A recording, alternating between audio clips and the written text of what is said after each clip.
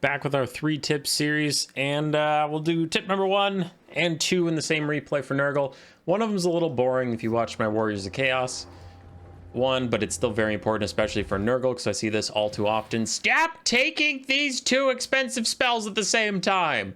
Fleshy Abundance and Rancid Visitations do not go well together. Their overcast costs also don't pair up. You have 80 Winds of Magic in a normal multiplayer game, 16 and 28. You can get 2 16 casts for 32 and then a 28 for 70, or you can get 2 28s for, what is that, 56? And then what's an undercast? Is that 16? What did I say? 56, 16, that's 72.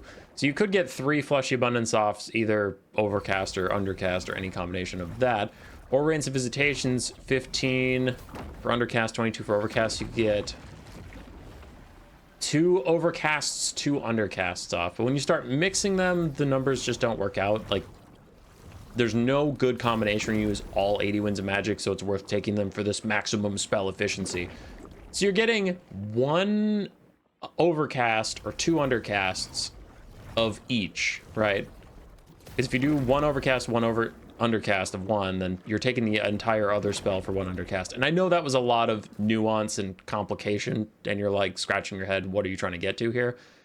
If you're taking Fleshy Abundance, your strategy is to heal up some sort of elite, expensive something you have to win the game. Maybe it's chosen with great weapons, maybe it's a toad dragon, maybe it's rot knights. Even though they have regeneration, it's pretty slow, and rot knights tend to take a lot of damage very quickly, so you want to Fleshy Abundance them.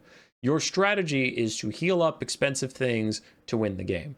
Or your strategy is to snipe out a squishy single entity and deprive the enemy of their leadership, of a lot of their damage, maybe their spellcaster, and then use their leadership debuff from losing their lord to carry the rest of the game.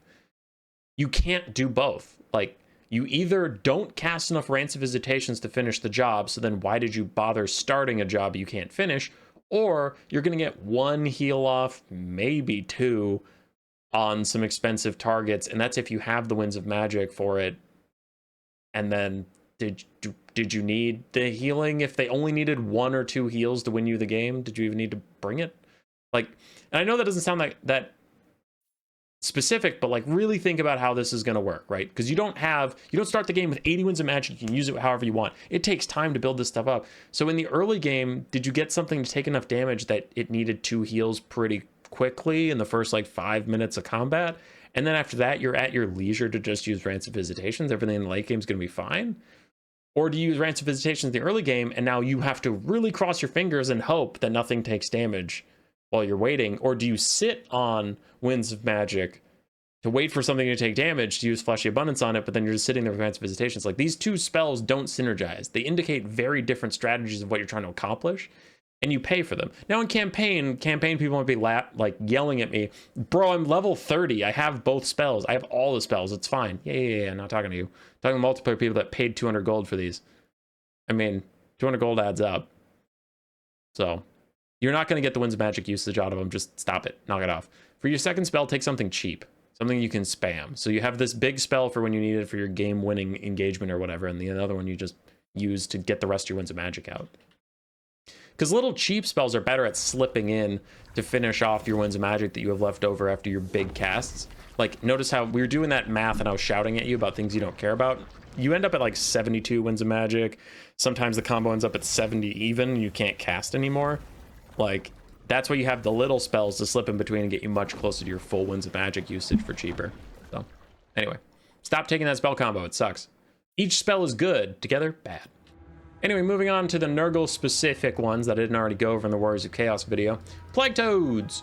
Plague Toads look like war beasts and cavalry, and you're like, I know how to use Razor Gore herds. I know how to use Sabertusk packs. They go and fight stuff on the flanks. No, that's not really Plague Toads vibe.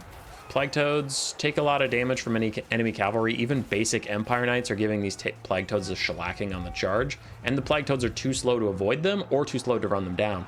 This is what Plague Toads are for. Plague Toads are there to support your front line or to get in the enemy back line and disrupt it. But again, you know, you might be like, well, I'm on the flank to get into the back line. Fair, but you're too slow to stop Empire Knights from catching you if they want to catch you. Thankfully for me, the AI is a little stupid.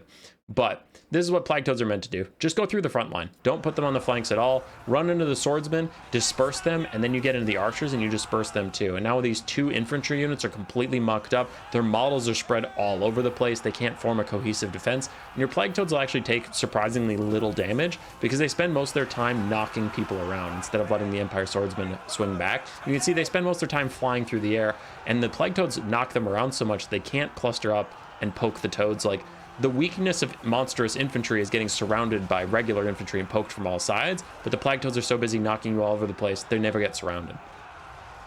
So Plague Toads go through front lines really nicely. They don't do that much damage. The Forsaken are getting most of my damage out here. They're here to just spread stuff out, stop archers from ever firing or having a good time. So if you look at the Forsaken are probably going to get a lot more value than my Plague Toads. 265, 227. Oh, decent value on some of the Plague Toads. There we go. So that one was 65 kills. Is a bit of an outlier, but the twos that are at 10 and 28 still cause a lot of disruption, but they just don't get that much value. That's what Plague Toads are for. Don't have them fight other cavalry. That's really not what they're supposed to be doing. That would be useful if... Dog's going nuts in the background.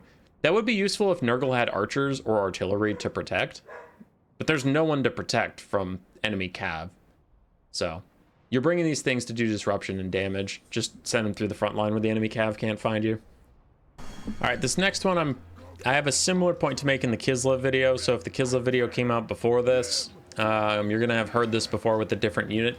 But Exalted Plaguebearers, I see a lot of people use them like Infernal Ironsworn or Miners of Blasting Charges. That is not the correct way to use these guys. So they have these incredibly powerful armor-piercing grenades. And some people want to use them to slap a ranged a melee fight before you get into it, so you enter it with a huge advantage. That is okay. I'm not trying to say that that is bad, like a terrible thing to do. I do think it is not the most efficient at all. So we have two Plague Bearers here, and Exalted Plague Bearers have pretty insane melee stats. So my argument would be let them cook, let them actually just fight. So this one nearest to us is going to use its grenades, I think. No, that one uses its grenades on the Savage Orcs that you are battling. Savage Orcs could be a bit of a risk for you to trade into. Low armor, so your armor piercing isn't as big of a deal, but then high melee attack stats to just rip through your Exalted Plague Bearers and get a lot of damage out. You can see those grenades do really good damage. Good for you. Savage Orcs already down to half HP before the fight's even started. And normally in other videos, I know with like Infernal Ironsword and stuff, you're going to be like, you told me to use them before you get it. Now you're telling me to do the opposite thing. Well, yes. So Exalted Plague Bearers can fight Savage Orcs and just beat them, or like most infantry. Exalted Plague Bearers can actually do very well into most infantry. The problem is that most infantry won't fight them. They'll get shot by archers, but that's a different video. So you can see those Plague Bearers, that's cool. You chased off those Savage Orcs, and now you're far too slow to catch them, but maybe there's greenskin archers or something you can get onto. But for the ones that didn't use their grenades, they take about a quarter of their HP fighting these Savage Orcs, but they'll win. And the reason you want to save these grenades is for late game situations, or if you can just throw guard mode on. Like if Azhag dives behind you for some reason, you have a Soul Grinder here, throw guard mode on and turn and shoot at him. Because look how much damage these grenades do to big single entities. That's the thing you should save them for. I would highly recommend you don't ever use Exalted Plaguebearer grenades on infantry. Just save them for cavalry or monsters or anything like that, because they're also good versus cav. But look at Azhag. He was at 7,000 HP. One volley, 1,000 HP gone. I'm gonna let these guys cook, throw all their ammo. For some reason, ranged units are still broken, so these guys aren't gonna throw ever, but these other ones will use all their ammo. Those grenades flat out killed Azhag. They murdered Azhag. And meanwhile, these guys, I mean, their grenades killed some Savage Orcs, which the other ones did anyway. So yeah, I really think if you're playing with Exalted Plaguebearers, you save their grenades for monsters or cavalry. Using them against other infantry is just a bit of a waste, because Exalted Plaguebearers are really good infantry combatants, so who cares, right? That should help.